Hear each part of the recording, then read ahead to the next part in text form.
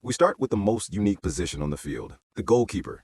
This is the last line of defense and the only player allowed to use their hands within their own penalty box. Their job isn't just to stop shots, it's to command the entire defensive third of the field.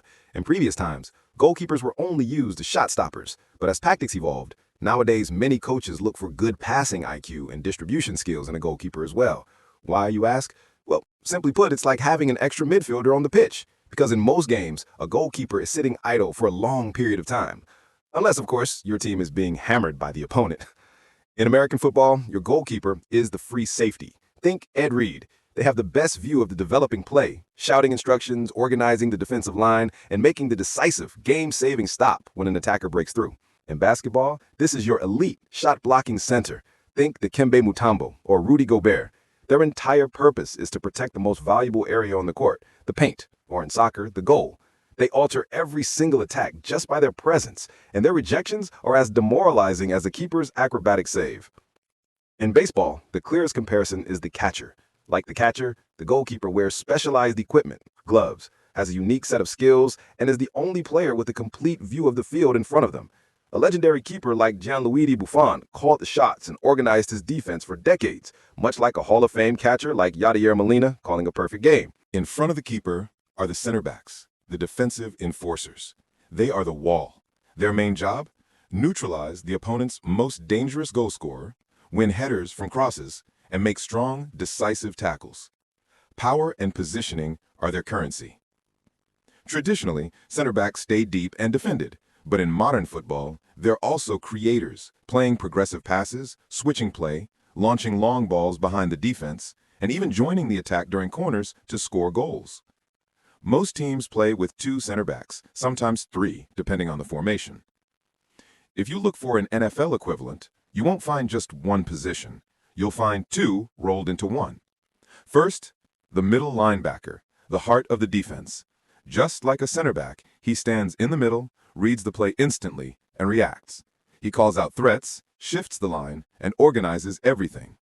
Think Ray Lewis, Luke Kuechly, or Fred Warner, the Sergio Ramos or Virgil van Dijk of American football, minus the headers. Second, the strong safety, because a center back isn't just a leader, he's also the last safety net when the whole defense breaks. A strong safety is fast, aggressive, smart, and always watching the deepest threat. If a receiver gets loose or a running back breaks free, he steps in, just like a center back covering space behind the defensive line. Think Troy Polamalu, Cam Chancellor, or Minkah Fitzpatrick. Now, switch to basketball. Here, the center back becomes a combination of a center and a power forward. The center is the rim protector, the shot blocker, someone like Rudy Gobert, Anthony Davis, or Joel Embiid. Just like a center back guards the space right in front of goal, the center guards the space right under the hoop. Both rely on strength, timing, and perfect positioning. But the center back is also the organizer.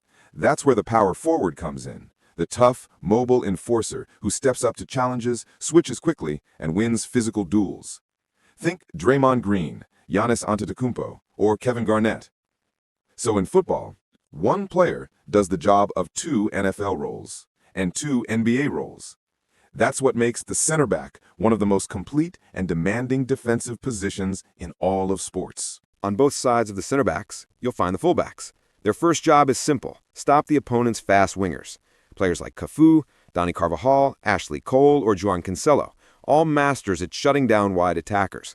But in the modern game, a fullback is more than a defender. They push high up the sideline, provide width, link with midfield, and deliver crosses into the box. They must defend one moment and sprint forward the next. In American football, the closest match is the cornerback. Just like a fullback tracks fast wingers, a cornerback locks down speedy wide receivers on the outside. Think Jalen Ramsey, Sauce Gardner, or Patrick Surtain II. And after an interception, they become an attacking threat, the same way a fullback surges forward to start a counterattack. In basketball, the fullback is your classic 3-and-D wing, someone like Mikal Bridges, Chris Middleton, or OG Anunoby. Defensively, they chase the best perimeter scorer. Offensively, they provide width and spacing, just like a fullback offering an outlet and crossing threat. Now, take that fullback and turn the attacking dial all the way up. Inject more offense.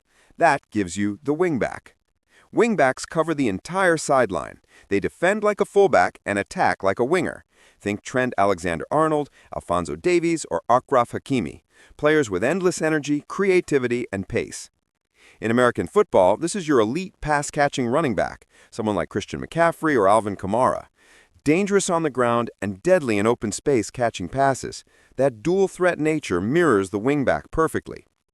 And in basketball, the wingback is a point forward, a player like Scottie Pippen, LeBron James, or Draymond Green.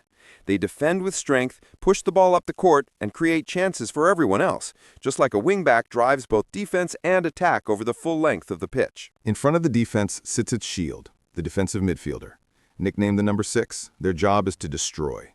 They break up the opponent's plays, win the ball back through tackling and interceptions, and protect their defensive line at all costs. They are the team's anchor. Sometimes they are also expected to give key passes and thread a through ball to disrupt defense. In American football, this is without a doubt your middle linebacker, the quarterback of the defense. Think Luke Kuechly. Their job is to read the offense, fill the running lane, of hits. The defensive midfielder's perfect slide tackle is the soccer equivalent of a linebacker shooting the A-gap to stuff a run for no gain. In basketball, this is your defensive specialist, a player like Drew Holiday or Marcus Smart. They win games by making the opposing star's life miserable. They hustle for loose balls, take charges, and disrupt the entire flow of the offense, doing the gritty, thankless work that is the trademark of a world-class defensive midfielder. At the heart of every football team is the central midfielder. They are the engine room and the heartbeat of the team. Their job is to link defense and attack and keep the team shape. They're often called box-to-box players because they do a bit of everything. They defend, tackle, press, and win the ball back, but also pass, create, carry the ball forward, and support the attack. Most importantly, they control the tempo of the match, deciding when to speed things up and when to calm everything down. The best central midfielders don't just play the game, they control it. In American football, the closest comparison is a traditional quarterback. Think Tom Brady. Not a runner, but a leader who reads the entire field, controls the rhythm, and delivers accurate passes to the right player.